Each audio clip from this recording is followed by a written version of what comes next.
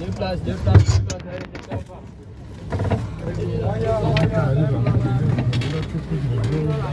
Je te fais transférer. Manger un peu. Un place, non? Nous faisons encore les voitures, là, il faut manger. Un place, un place. Un place.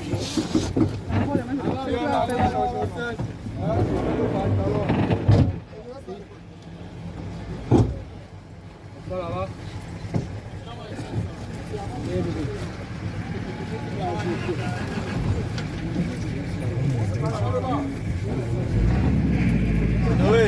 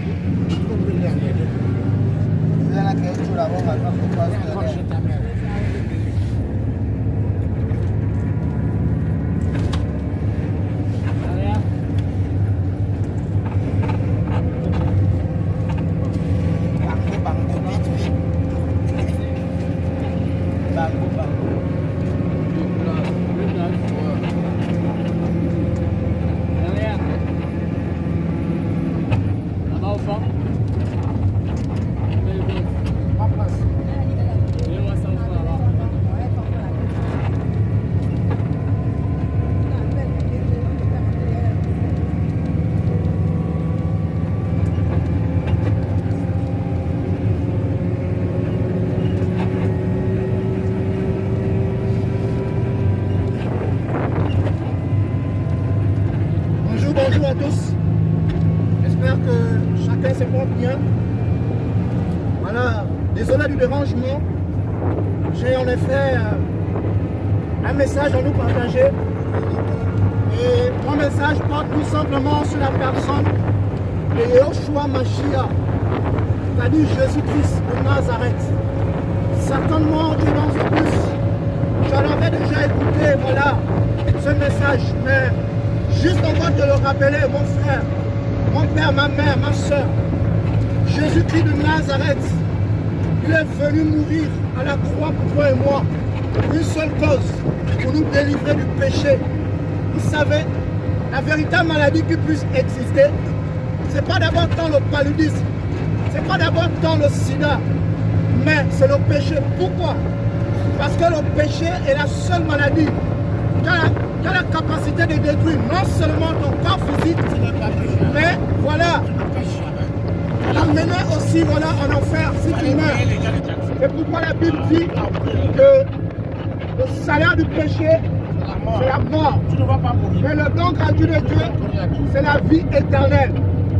Mon frère, toi qui es dans ce bus, ne meurs pas sans Jésus-Christ. Ne prends pas le risque de mourir sans Jésus-Christ. La Bible va nous faire savoir que on ne se moque pas de Dieu. C'est qu'un homme aura semé, il le moissonnera. Nous sommes dans une génération où les hommes rejettent délibérément le Seigneur. Et lorsque le pire arrive, on dit, Seigneur, sauve-moi. Oui, frère, Jésus est en train de revenir. Les signes sont en train de s'accomplir sous nos yeux. Mais quelle est ton attitude? Alléluia. Le Seigneur t'aime. Ne résiste pas. Toi qui écoutes cet évangile, le Seigneur a un plan pour toi. Le Seigneur veut vraiment, voilà, des hommes et des femmes qui l'attendent en vue de leur salut. Mon frère, est-ce que tu es prêt? Si tu meurs aujourd'hui, où iras-tu? Jésus-Christ de Nazareth ne te condamne pas. Beaucoup diront, voilà, depuis qu'on nous parle de Jésus, depuis qu'on nous parle de la venue de Jésus, mais à quel moment Jésus reviendra? Mais écoute, je vais te dire une chose. La Bible va nous faire savoir que Dieu ne tarde pas dans l'accomplissement de la promesse, mais il use de patience envers vous. Ne voulons qu'aucun ne puisse périr, mais que chacun puisse parvenir au plan du salut. Alléluia. Le Seigneur va te délivrer, toi qui es dans ce but. Certainement, je ne sais pas. Si c'est le péché qui est vraiment ton problème, la solution, c'est Jésus. Tu peux fréquenter des bâtiments. Tu peux dire que non, je connais la Bible, je connais Jésus. Mais les œuvres que tu pratiques, alléluia, prouve le contraire que tu ne connais pas le Seigneur. Oui, l'apôtre Paul dira dans Titre 1, verset 16, que beaucoup font profession de connaître Dieu, mais le réunir par leurs œuvres. Les œuvres que tu manifestes prouvent que tu ne connais pas Jésus. C'est pourquoi, ouvre ton cœur, mon frère, ma soeur. Jésus est en train de revenir. Jésus est celui-là qui est venu mourir à la croix pour toi et moi. Ne foule pas la grâce de Dieu au pied, toi qui m'écoutes. Le Seigneur veut vraiment te donner la vie éternelle. Le message de l'évangile est vraiment d'actualité. Oui, Jésus est en train de revenir. Il est réservé aux hommes de mourir une seule fois. Après quoi vient le jugement. S'il y a des gens, s'il y a autant de réactions, c'est parce que le Seigneur est en train de parler. Oui, mon frère, n'endurcis pas ton cœur. Ne suscite pas l'incrédulité. La Bible nous dira que lorsque vous entendrez sa voix, n'endurcissez pas vos cœurs. Le salut est plus près de nous lorsque nous croyons, frère. Le monde est en train de tendre à sa fin. C'est plus le moment de susciter l'incrédulité. C'est plus le moment de susciter l'orgueil. Ton orgueil, si tu meurs dans ton orgueil, tu iras en enfer. Oui, le Seigneur est en train de te parler, toi qui m'écoutes. Ouvre ton cœur à Jésus.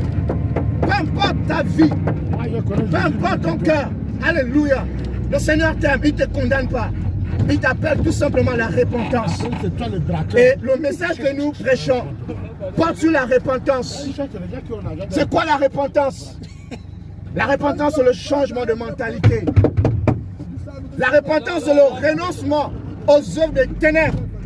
Vous savez, la Bible va nous faire savoir que quiconque fait le mal est la lumière. Alléluia. Il ne vient pas à la lumière de peur que ses œuvres ne soient dévoilées, démasquées. C'est pourquoi il y a tant d'opposition. Lorsqu'on parle de Jésus, il est la lumière de l'humanité. Jésus est la lumière. Quand il est venu, il va se présenter comme cette lumière. Alléluia. Il veut éclairer ta vie qui est remplie de ténèbres. Ta vie qui est remplie, voilà, je ne sais pas ce dans quoi tu vis. Mais comprends que le Seigneur ne te condamne pas. C'est possible. Certainement tu me diras, mon frère, moi que tu vois là, même moi-même j'ai du mal à me pardonner parce que c'est que j'ai tant fait. Vraiment, le péché dans lequel je suis, ou encore les actes que j'ai vraiment posés, vraiment, moi-même j'ai du mal à me pardonner. La bonne nouvelle est ceci. Le Seigneur ne tient pas compte des temps de l'ignorance. Ça veut dire quoi? Du moment où tu étais dans ces œuvres, peut-être que c'est des avortements. Tu es là, tu as pratiqué des avortements ou encore tu pratiques des avortements. La bonne nouvelle est que le Seigneur peut te pardonner. Certainement tu es marié, tu vis dans voilà, l'adultère. C'est Jésus qui rend fidèle, toi qui m'écoutes. Le Seigneur est capable de te rendre fidèle. Jésus est en train de revenir. Peu importe ce que tu as eu à faire, c'est le moment de mettre sa vie en règle. C'est le moment que chacun puisse vraiment se préparer, je vous assure. Le grand départ est vraiment imminent. Le grand départ est imminent. Regardez combien de fois la mort devient comme un jeu. Est-ce que vraiment c'est un jeu? C'est pas que je n'ai rien à faire. Mais si le Seigneur m'a mis à cœur de parler de ce message, c'est parce que il a des âmes à sauver. Parce qu'il a des personnes, voilà, à épargner de la mort. Ce n'est pas une manière de vous juger. C'est non plus une manière de vous condamner. Mais juste vous rappeler que vous êtes mortel. Là, généralement, lorsque quelqu'un meurt, on a pour habitude de dire paix à son âme. Mais vous savez, l'âme, voilà, la paix de l'âme se recherche au moment où tu es encore en vie. Parce qu'après la mort, voilà, c'est fini. Il n'y a plus de possibilité à pouvoir se repentir. Le Seigneur est en train de revenir, frères et sœurs. La vie d'un homme ne dépend pas de ses biens. Tu peux être riche, peu importe ta personnalité. Mais lorsque tu meurs devant la mort, tu n'as point de pouvoir. C'est pourquoi réalise vraiment ton état de misérabilité devant le Seigneur. Tu es misérable, je suis misérable. Je ne suis rien, tu n'es rien. Tu peux avoir l'argent, tu peux avoir des millions, des milliards. Mon frère, tu n'es rien. Jésus t'aime. Jésus t'étend la main, toi qui m'écoutes. Ça ne sert à rien de raisonner face à l'évangile. Ça ne sert à rien, le souffle de vie que tu as. Est-ce que tu sais que le Seigneur peut te l'ôter d'une fraction à une autre? Une fraction de seconde, le souffle de vie. C'est le Seigneur qui le détient. C'est pourquoi sois reconnaissant devant le Seigneur pour la grâce qu'il t'accorde, toi qui m'écoutes. Alléluia. Le Seigneur est en train, voilà, de revenir. C'est pourquoi il interpelle ces véritables enfants à pouvoir se tourner vers lui. Parce qu'il ne nous reste que peu de temps. Dans l'horloge prophétique de Dieu, nous sommes à minuit. Minuit, c'est l'image du péché. L'image, voilà, où le péché a atteint son paroxysme. Ce qui est appelé bien est appelé mal. Ce qui est appelé mal est appelé, voilà, bien. Nous sommes dans une génération où la confusion est en train de prendre des proportions. Mais quelle est ton analyse, toi qui m'écoutes? Si tu meurs, où iras-tu, toi qui m'écoutes? Il n'y a pas de demi-mesure. Du moment où tu étais en vie, si tu as vécu dans le péché, tu meurs comme ça, c'est l'enfer. Mais si tu as accepté Jésus, mon frère, tu iras au ciel. Ce n'est pas une manière de vous déranger, mais c'est plus que nécessaire d'interpeller les hommes. Beaucoup ont souhaité voir 2025, mais malheureusement, ils sont morts. Mais toi, si tu as envie aujourd'hui et que tu écoutes cet évangile, c'est parce que le Seigneur t'a fait grâce. Et en retour, sois reconnaissant. Alléluia. Jésus est en train de revenir.